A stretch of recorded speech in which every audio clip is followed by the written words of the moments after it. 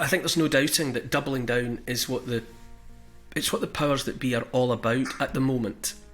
They're doubling down on ideology. They're doubling down on policies. They're doubling down on ideologies and policies that have so far done nothing but harm to millions of people here in Britain and all across the West, all over the world. And rather than being prepared to stop, far less to change direction, you admit that the ideology is not working and that the policies have wrought catastrophic harm. Rather than being prepared to do that, they're just doubling down. And therefore that ideology and those policies are poised to do even more harm. Sometimes I think about, there's a line about, if the only tool you've got is a hammer, you tend to treat everything as a nail. And I think there's a lot of truth in that. The ideology that's out there at the moment is just a big hammer. It's clumsy and it's flattening and damaging everything. But rather than put it down, rather than set it aside, the powers that be just keep hammering away, just doing more and more harm. And more and more people are suffering as a result. It's unavoidable and undeniable. It's more and more people here in the UK, the United Kingdom of Great Britain, more and more people in the United States of America, all across Europe and elsewhere. Everywhere you look, people are finding it harder and harder to make ends meet, and they're seeing, nothing in their futures and in their children's futures. They're seeing nothing but more hardship. Even, Israel, I saw online clips of the population of Israel protesting. It's such a complicated story there. Israel has blatantly, the authorities there declared that Israel would be a kind of a lab for the rest of the world. Things were done there to the Israeli population so that the rest of the world could watch, so that the governments of the rest of the world could watch and then seek to apply the same tactics and the same policies. And the people of Israel, like people everywhere, are up in arms, and they've taken to the streets. It remains to be seen what effect that will have. But over 2 years ago now, I was contacted directly by a couple of Israeli women who wanted me to take part in a Twitter space about lockdown and the pandemic and all the rest of it. And I took part, and there I met some people with whom I have remained in touch ever since.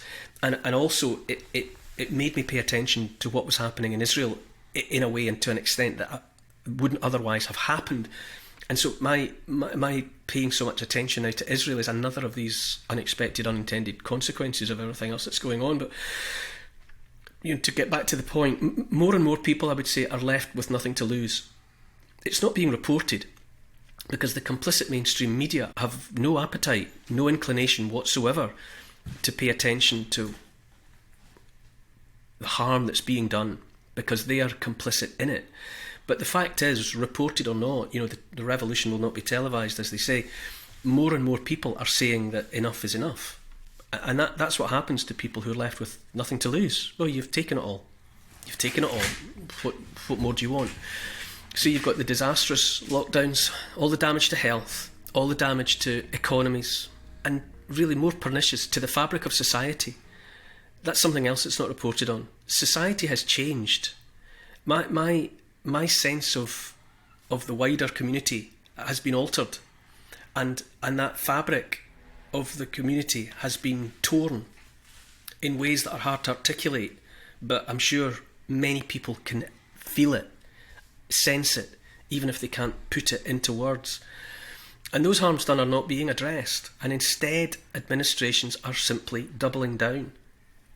And so now we've got endless war, and no prospect of that coming to an end. We're threatened with food shortages. Prices are rising all over. The official figures about inflation, whatever it is, 7, 8, 9%, everyone can see that in real terms prices of food are doubling. We're paying twice what we did for a food shop every week. So prices are rising on food, prices are rising on energy and everything else. Climate crisis. I've spoken about this numerous times. We're being beaten over the head with the fact that our activities over the last 200 years have set the world on fire, apparently.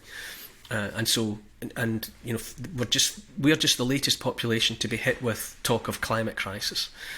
And it's all being exacerbated by the ideologies and policies of government. This is the inevitable consequence of failed ideologies pushed by people who refuse to back down, and so they double down instead. There's a little microcosm of it all unfolding in Scotland right now. Humza Yousaf is the new First Minister, replacing Nicola Sturgeon, and he promises to continue with the policies of his predecessor, Nicola Sturgeon, even though those self-same policies were a significant part, but only a part of her undoing. I mean, there's undoubtedly more to hear about Nicola Sturgeon and her husband Peter Murrell, the chief executive of the SNP, and their Scottish National Party. There's more to come out, more to be heard, but that's for another day. In the meantime, though, Scotland's going down the toilet. Scotland's economy, Scotland's health, Scotland's crime statistics are always on the up. Deaths by drug abuse and drug overdose are far, far worse than the rest of the United Kingdom. Education is in a mess. And Nicola Sturgeon also took the hit for her foul gender reforms bill, legislation that's loathed by at least 2/3 of the population. Some stats show 80% of the population. Humza Yousaf, who's her pet, her poodle, he vows to keep going ahead with all of it, all that went before, including the gender reforms. And he demands another referendum on separation for Scotland from the rest of the United Kingdom. So, there you go. All he can think to do is double down on failed policies of an ultimately failed politician. And all the while Scotland falls further and further into decay and into international disrepute. The Scottish National Party is amoral at best, immoral at worst. And then if you look across the Atlantic at the United States, the Biden administration is looking for reasons to arrest Donald Trump. When did the US, the land of the free, get to the point where the opposition is to be arrested? That's the stuff of banana republics. That's not supposed to happen in the United States of America. But the White House is actively demonising all of those regular people, 70-odd million Republicans, opposed to Biden and to Democrat policies. It's not enough to just be regarded as the opposition. The Republican Party, anybody who isn't Democrat, is now the enemy of the state, domestic terrorists. This is doubling down.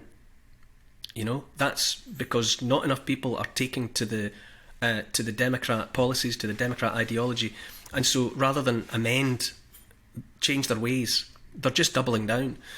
Look at France. I don't think all of that violence and unrest is just because Macron is trying to raise the pension age by a couple of years. I think what you're looking at there is just more and more French people looking at Emmanuel Macron and his record and saying enough. It's been triggered by the change to the pension age, but really it's the people of France saying enough is enough. In the Netherlands, the people week before last voted in huge and surprising numbers for a party that supports the farmers against the government. The government that's trying to take away the farmers' land and order the culling of half the herd. The people have spoken. Remains to be seen if that will be enough, but the people were motivated to get out and show on the ballot paper their opposition to the government, so that has to be celebrated. And here, the people of Britain are being bombarded with all manner of attacks against all they stand for, and all of it is designed to make the people of Britain, the regular tax-paying, law-abiding citizenship of Britain, is to make them feel to blame for the world's ills. The British are to atone for Britain's past. We have to give up any means of reliable energy in the face of so-called climate crisis. The US bombed the Nord Stream pipeline, blew up the connection between Germany and Russia, but bringing gas onto the European continent. Germany's surely in crisis when it comes to energy. They're cutting down forests and burning wood again. Germany's gone medieval. It's this simple. Our leaders are no longer for us. They're against us, and they're doubling down. They're daring us to resist. and to protest. They're leaving people with no other option. And yet anyone raising their voice is a fascist, or a sexist, or a racist, or a transphobe, or a combination of all of the above. And for more and more of the everyday populations of the West, the governments are the enemy in occupation. That's honestly how I see it. It's hard to avoid the conclusion, the inevitable conclusion, that if we continue down this path we're being driven down, with governments ignoring the people, demonising the people, taking more and more from the people, then we arrive either at tyranny or at revolution. It's coming. There's a storm coming.